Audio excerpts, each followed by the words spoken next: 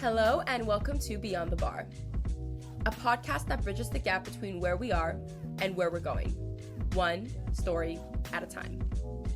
I'm Vanessa Erhirhie and I serve on the 2024-2025 BLSA Canada Board as the National Director of Alumni Relations. As a second-year student at McGill University, I feel incredibly excited and privileged to connect with Black legal alumni across Canada who have walked this path before us and who are eager to share the wisdom they've gathered along the way.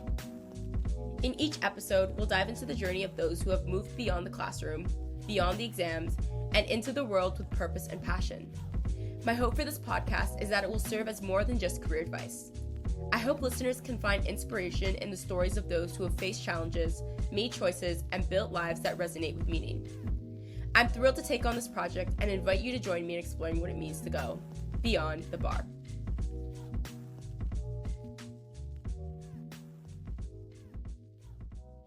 Here with us today, we have Raphael Tachie, who is a seasoned trust and estates lawyer with over 10 years of experience. He has a broad background that includes significant in-house roles at major financial institutions such as TD and Manulife Financial, and he currently serves as a partner at Dentons in their tax, trust, estates, and wealth preservation group. Beyond his legal practice, Raphael is deeply committed to promoting diversity and inclusion within the legal profession. He is the immediate past president of the Canadian Association of Black Lawyers, as well as a prior president of the Black Law Student Association. In February 2023, he was awarded the Alumni Achievement Award for actively promoting Black inclusion in the legal profession through the creation of community and mentorship. Welcome, and thank you for speaking to us today. Thank you. Thank you for having me. BLSA, it's like you guys are big deals now. So, when you get an invite like this, it's a privilege.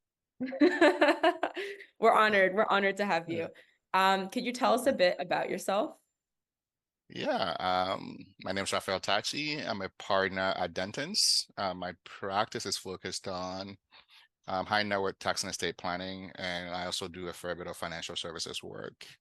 I'm a parent of two daughters, one who is 40 days old now, and one that's 4 years old. So it's exciting time in my life. Congratulations. Thank you. I think that's good enough about me. Let's just jump right in. So, we know that corporate law is often villainized and glamorized at the same time. I'm curious to know how you navigate and position yourself when discussing your experiences, especially considering the fact that we need greater diversity in this field.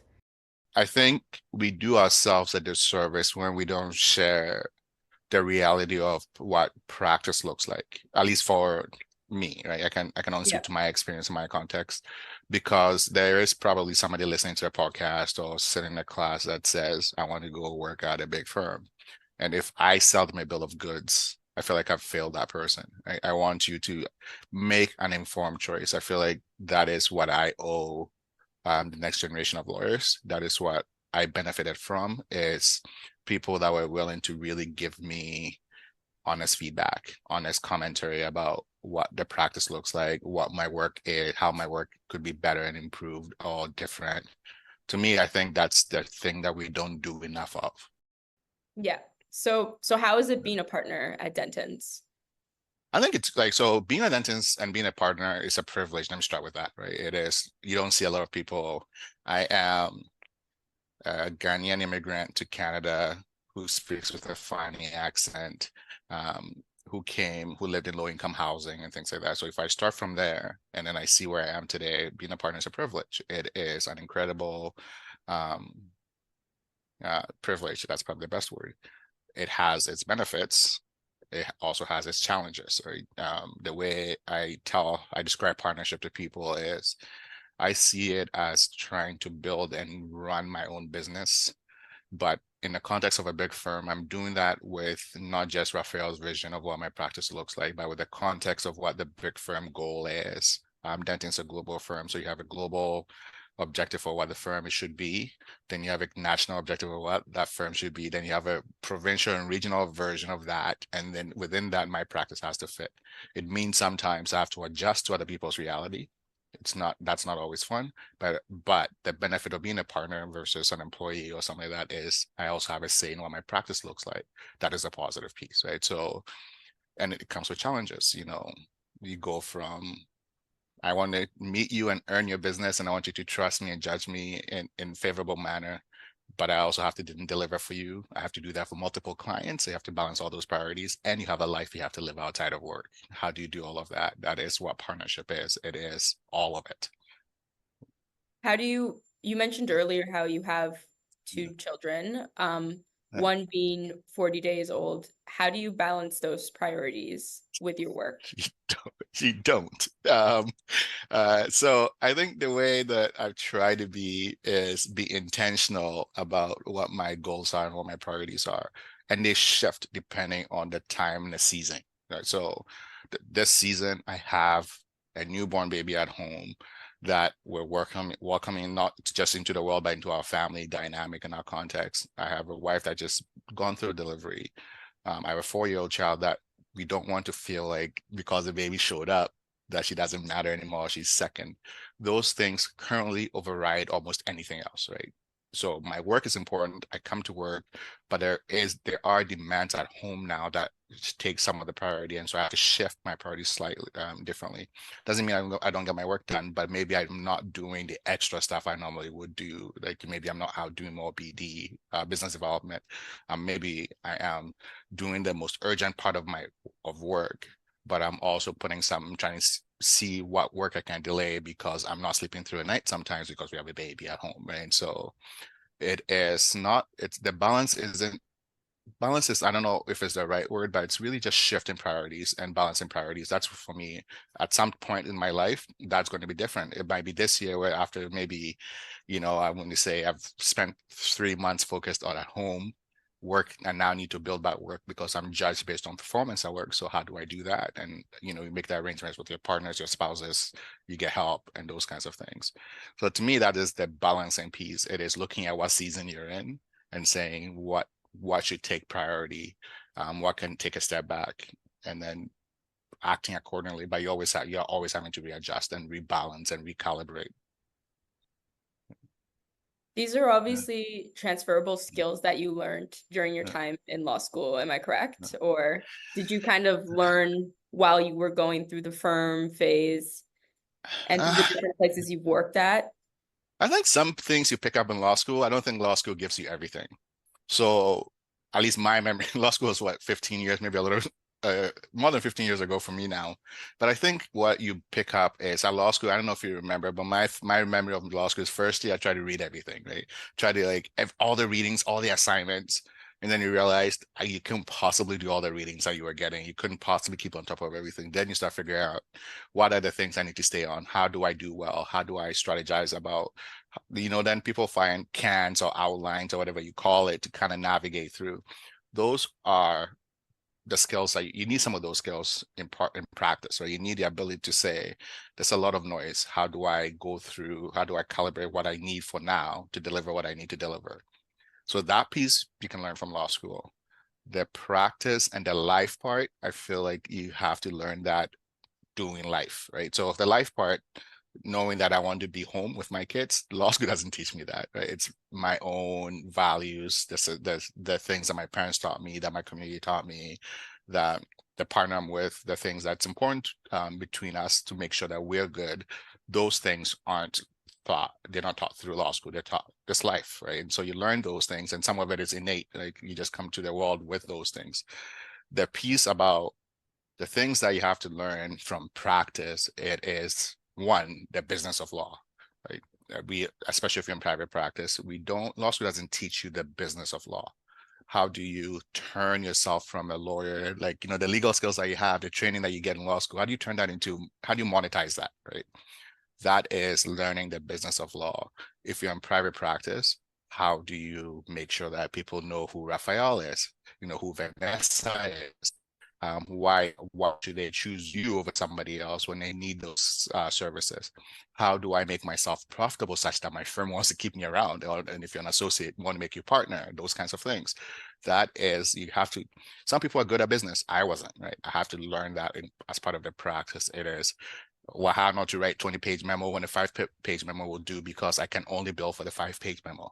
I can't spend 2 hours drafting. So all those things the practice teaches you, and you need to find people that are going to give you those skills outside of law schools. You mentioned just now that you weren't good at business. So were you always thinking about the partner track and going into corporate law, or how did you decide on this career path specifically? Oh no, I didn't decide on the career path. I've made some intentional decisions, but definitely not from the beginning. Um, I think in some ways, I think your generation of lawyers coming up, you have a clearer path of what, and you have better ideas of what your career could look like. At least when I was coming up, I didn't have that. I went to law school with the idea that I was going to be an immigration or criminal lawyer until I found out that if you're doing legal aid work, you're probably aren't paying your law school loans anytime soon. And I didn't want to have deal with that.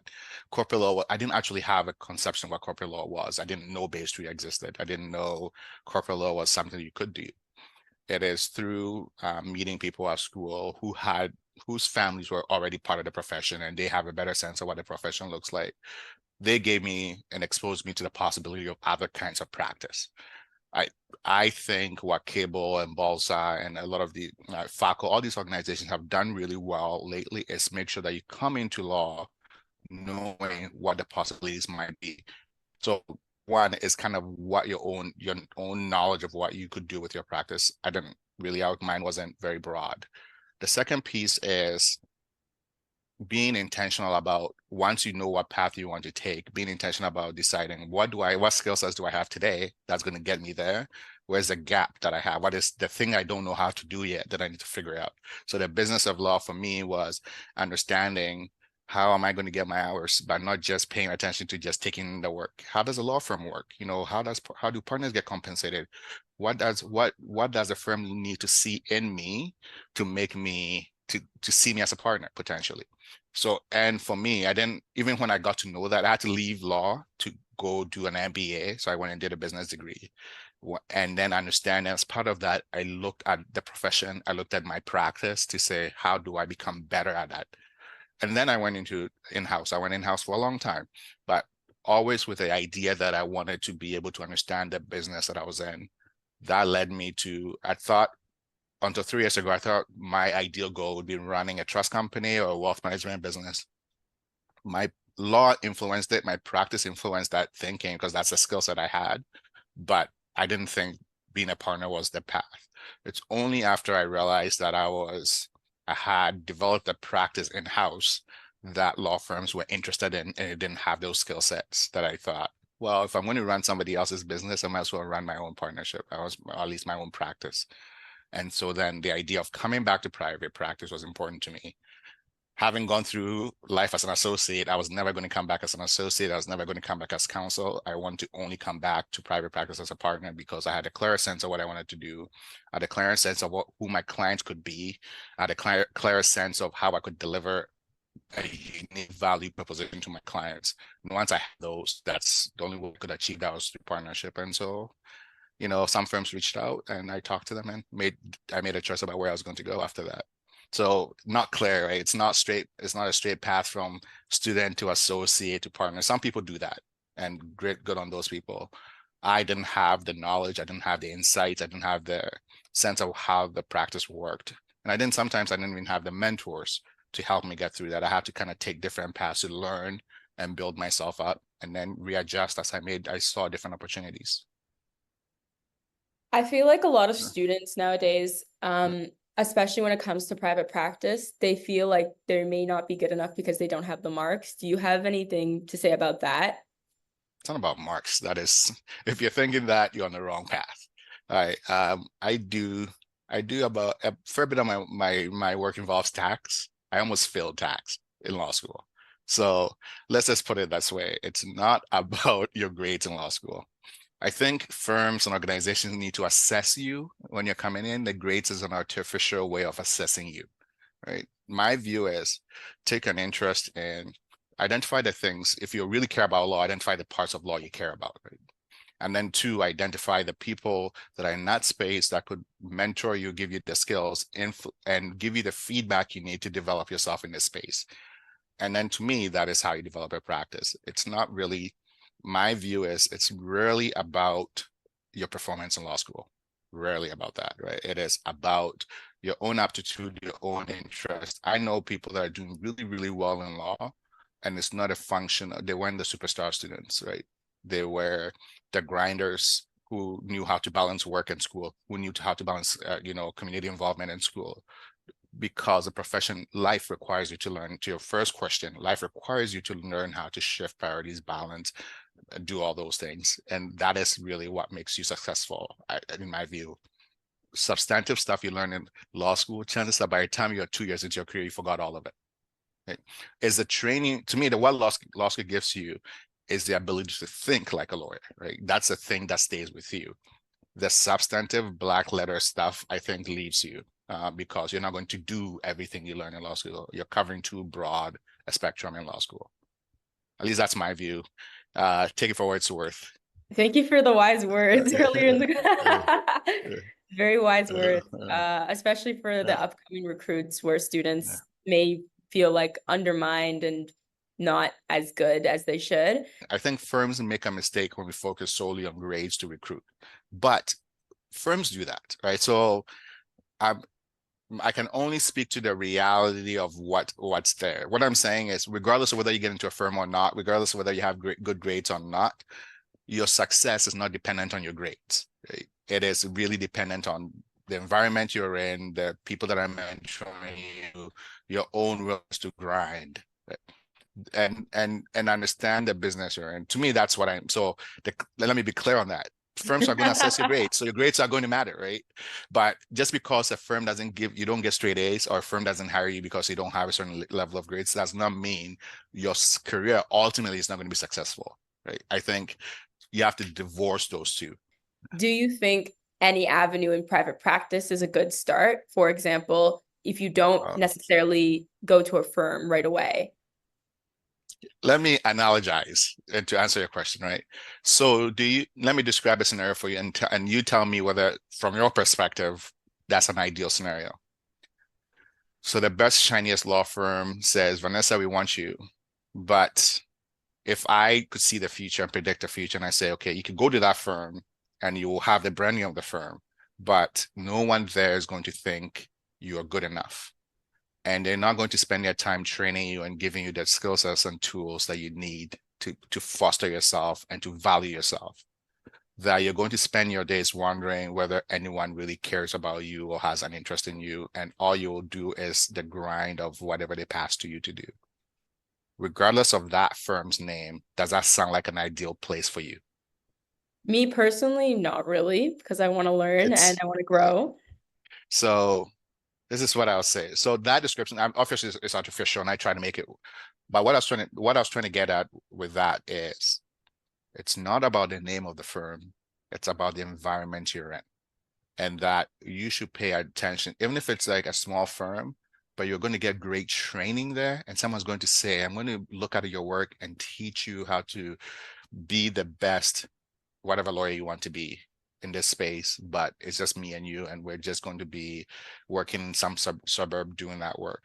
If you're going to be a great lawyer doing that, and you're going to make a living doing that, who's to say that is not as good, just as good as being your big shiny law firm downtown? Right? So for me, that's the view. It is, yes, starting at a big firm can give you advantages because people recognize the brand and they'll give you some value. They attribute some value. The value is not always accurate. It's sometimes artificial. They attribute some value to it. But if that environment is going to ultimately destroy your own self-esteem, your own ambition, your interest in the profession that you're spending so much of your time building yourself up for, then why go there? I think we students, young lawyers, need to be intentional about what they want out of their career, where they think they're going to get the most conducive environment to support that ambition. And it's not always a big firm. A big firm can be great. I want you to come to Dentons. I want a lot of great lawyers, especially Black lawyers. I want our firm to reflect our community. So I want you to be interested in coming here. But I also want you to come here because it's a good place for you to be. I honestly completely get that. I think it's so important to look at the bigger picture and how it aligns with your short and long-term goals. And that honestly just requires a lot of thought and introspection. I feel like I could soak up your wisdom for the rest of the day. However, we are almost at the end of our time together. Before you go, however, I would love if you could share with BLSA listeners one piece of advice that comes to mind when you hear the word challenge. We all have adversity, right? And we all have Mhm. challenges. And for me, um, I th I think the we always discount how much work we've done already, right? Because you're always looking at, okay, how much more I have to do. But if you actually are somebody that stops and takes stock about what you're doing, you will always know that you are an achiever, right? And you're a striver, and you don't show up in this profession by accident. You don't. No one, at least somebody from Parkdale, somebody from East Van, like Surrey, wherever you are from, like you don't. Very few of us show up in law by accident. It's because we've worked really hard. It's because we've really identified. And so if you keep that in mind, and someone's beating you down because you missed a comma on a page, that is less likely to have a big impact on you, right? Because you know what you've had to do to get to where you are. Some people fail up. A lot of Black lawyers, a lot of children of immigrants, lots of people that are not traditionally that are underrepresented in this profession don't show up here because they failed, right? You showed up here because you strived and you worked hard and you achieved.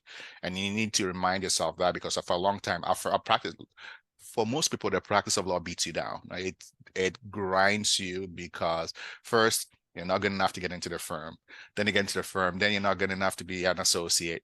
Then you become an associate, then you're not good enough to be the best associate because you're not on the right files and stuff like that, and you don't meet your hours and your revenues, and we're writing off your time. And we rarely do you get added girl, added boy, added non-binary person. Here you go. Like, we're so excited to have you here. You're going to be great. Rarely do you get those reinforcements. And so you need to kind of find the resource in yourself and remind yourself how hard it's been for you to get to where you are. And I think that's the thing, that if I had to leave BLSA members, I'd leave them. It's remember that you come from good stock. That's the reason why you are where you are. And that when the professional tells you otherwise, you need to sometimes you have to take feedback, right? But place it in its context. It doesn't define you. It doesn't, it's part of, you take that and you say, okay, how do I use it to get to the next step?